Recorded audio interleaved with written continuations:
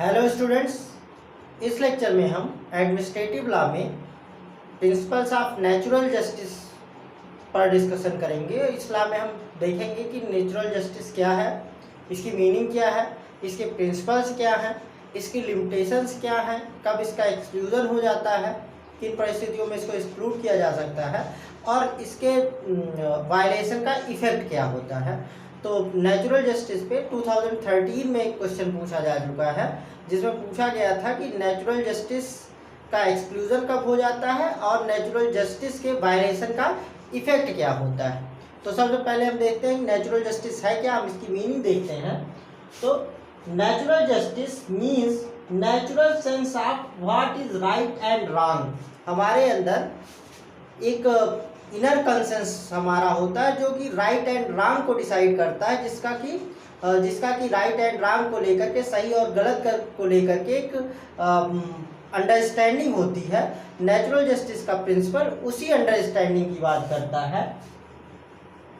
Rules of natural justice are basic values which mankind has cherished throughout the ages। एक लंबे समयांतराल से मानवीय अनुभव के द्वारा मानव सभ्यता ने कुछ तथ्यों को राइट एक्सेप्ट किया है, कुछ बातों को उसने सत्य स्वीकार किया है और कुछ बातों को उसने दोषपूर्ण या गलत स्वीकार किया है।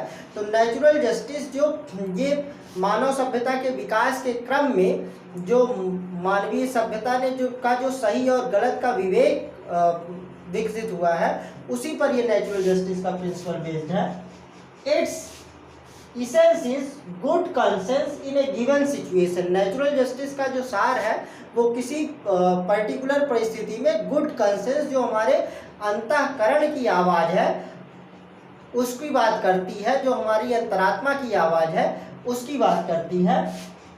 It is synonymous with fairness and aims to prevent arbitrariness and injustice। Natural justice प्राकृतिक न्याय या नैसर्गिक न्याय फेयरनेस का सिनोनिमस है, मतलब ये निष्पक्षता का पर्यायवाची है, और ये आर्बिट्रेरीनेस निरंकुशता और अन्याय के उन्मूलन पर फोकस करता है, उसके उन्मूलन की बात करता है। प्रिंसिपल्स ऑफ नेचुरल जस्टिस पे अगर हम बात करें तो there are two principles of natural justice. First one is nemo judex in causa sua, it is known as rule against bias, and the second is audi alteram partem, rule of fair hearing.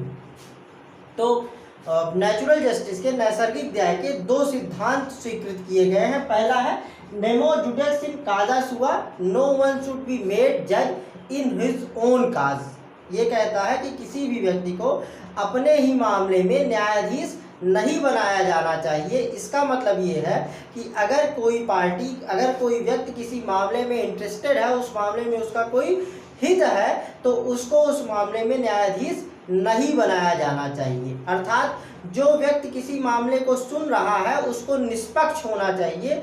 अगर कोई किसी व्यक्ति का किसी मामले में हित है तो वो उस मामले में निष्पक्ष नहीं हो पाएगा। तो ये जो रूल अगेंस्ट बायस है, ये कई तरह के बायस की बात करता है, जैसे पर्सनल बायस।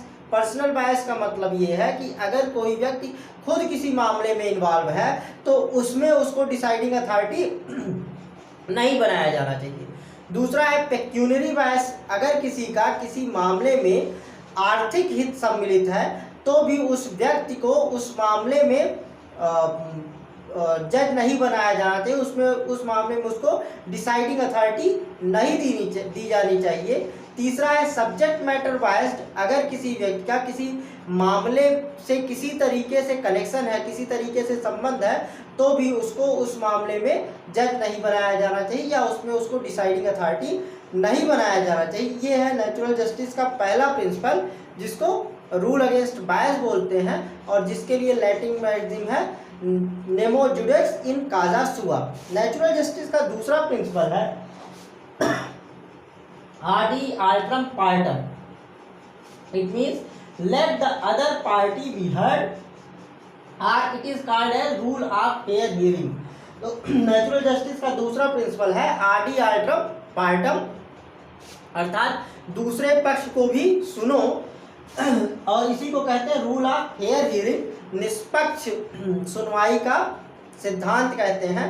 तो ये सिद्धांत ये कहता है कि किसी भी मामले में डिसीजन दिए जाने से पहले दोनों पक्षकारों को सुना जाना चाहिए। केवल और केवल वादी के मामले पर या केवल एप्लीकेंट को सुनकर के डिसीजन नहीं ले लिया जाना चाहिए, बल्कि जिस व्यक्ति के विरुद्ध कोई निर्णय लिया जाना है उसको भी सुना जाना चाहिए, उसको भी सुनवाई का अवसर दिया जाना चाहिए। वो आकर के अपना पक्ष रख दे, अपने पक्ष में जो भी साक्ष्य हैं उनको रख दे, तब दोनों का मूल्यांकन करके ही निर्णय दिया जाना चाहिए। ये है नेचुरल जस्टिस का दूसरा प्रिंसिपल, आदि आइटम पार्टम। इसके बाद नेचुरल जस्टिस पे जो क्वेश्चन आता है वो है एक्सक्लूजन ऑफ नेचुरल जस्टिस, कि किन किन सर्कमस्टांसेस में नेचुरल जस्टिस को एक्सक्लूड किया जा सकता है, मतलब किन परिस्थितियों में नेचुरल जस्टिस को फॉलो करना मैंडेटरी नहीं है। तो पहली कंडीशन है where a statute either expressly or by necessary implication excludes application of natural justice. अगर कोई स्टैट्यूट, कोई विधायन नेचुरल जस्टिस को एक्सप्रेसली एक्सक्लूड कर देता है, अगर उसमें इस तरह का नियम बनाया गया है जिसके माध्यम से जो नैसर्गिक न्याय के सिद्धांत हैं उनको एक्सक्लूड कर दिया गया है, बाहर कर दिया गया है, तो वहाँ पर नेचुरल जस्टिस को फॉलो करना जरूरी नहीं होता है। जैसे अगर हम इंडियन कॉन्स्टिट्यूशन के रेफरेंस में देखें तो वहाँ पे आर्टिकल 22 में जहाँ प्रिवेंटिव डिटेंशन की बात की गई है, तो वहाँ पर कुछ परिस्थितियों में जिस व्यक्ति को अरेस्ट किया जाता है प्रिवेंटिव डिटेंशन लॉ के अंतर्गत, उस व्यक्ति को बिना सुनवाई के ही एक निश्चित समयावधि तक प्रिवेंटिव डिटेंशन में रखा जा सकता है, और कुछ परिस्थितियों में उसको गिरफ्तारी का कारण भी नहीं बताया जा सकता है। तो ये क्या है, यहाँ पे नेचुरल जस्टिस को एक्सप्रेसली एक्सक्लूड कर दिया गया है। दूसरा है where the action is legislative in character, plenary और सबऑर्डिनेट। अगर कोई लेजिस्लेटिव कैरेक्टर का एक्शन है तो उसमें भी नेचुरल जस्टिस के प्रिंसिपल को फॉलो करना मैंडेटरी नहीं है, क्योंकि लॉ के एक्सप्रेस प्रोविजन द्वारा नेचुरल जस्टिस को एक्सक्लूड किया जा सकता है। तीसरा है where the doctrine of necessity applies. अगर आवश्यकता के सिद्धांत के आधार पर भी नेचुरल जस्टिस को एक्सक्लूड किया जा सकता है। चौथी कंडीशन है where the facts are admitted or undisputed. जहाँ पर कि सब पक्षकारों ने फैक्ट्स को एडमिट कर लिया है या फैक्ट्स को लेकर के कोई डिस्प्यूट नहीं है, वहाँ पे भी नेचुरल जस्टिस के प्रिंसिपल को फॉलो किया जाना आवश्यक नहीं है। फिफ्थ है where the inquiry is of a confidential nature. अगर जो इंक्वायरी की जानी है, जो भी जांच हो रही है, अगर वो कॉन्फिडेंशियल नेचर की है, गोपनीय प्रकृति की है, तो वहाँ पर नेचुरल जस्टिस को फॉलो करना मैंडेटरी नहीं होता है। सिक्स्थ है where preventive action is to be taken. अगर कहीं निवारक कदम उठाया जाना है तो अगर वहां पर पक्षकारों को सुन करके निर्णय लिया जाएगा, तब हो सकता है कि वो निवारक कदम जो है, प्रिवेंटिव एक्शन, उतना इफेक्टिव वे में ना लिया जा सके, तो वहाँ पे भी नेचुरल जस्टिस को एक्सक्लूड किया जा सकता है। सेवेंथ है where prompt and urgent action is necessary. अगर किन्हीं परिस्थितियों में तात्कालिक कार्यवाही की आवश्यकता है तो उन परिस्थितियों में भी नेचुरल जस्टिस को एक्सक्लूड किया जा सकता है। एट्थ है where nothing unfair can be inferred by non observance of natural justice. उन परिस्थितियों में जहाँ पर कि अगर नेचुरल जस्टिस के प्रिंसिपल्स को फॉलो नहीं किया जाता है तो भी कुछ अनफेयरनेस होने की संभावना नहीं है, वहाँ पर भी नेचुरल जस्टिस को एक्सक्लूड किया जा सकता है। और लास्ट पॉइंट है इस पे इफेक्ट ऑफ वायलेशन, कि अगर नेचुरल जस्टिस को फॉलो नहीं किया जाता है तो क्या पोजीशन होगी। तो इंडिया में पोजीशन ये है कि अगर नेचुरल जस्टिस को नहीं फॉलो किया जाता है तो an order passed in violation of natural justice is null and void. Natural justice के वायलेशन में, प्राकृतिक न्याय की या नैसर्गिक न्याय के सिद्धांत के उल्लंघन में जो आदेश पारित किया जाता है वो नल एंड वाइड होगा, मतलब वो शून्य होता है और प्रारंभ से ही शून्य होगा, तो वो प्रभावी नहीं होगा। तो ये था हमारा डिस्कशन नेचुरल जस्टिस पर। मिलते हैं अगले लेक्चर में एक नए टॉपिक के साथ। Thank you.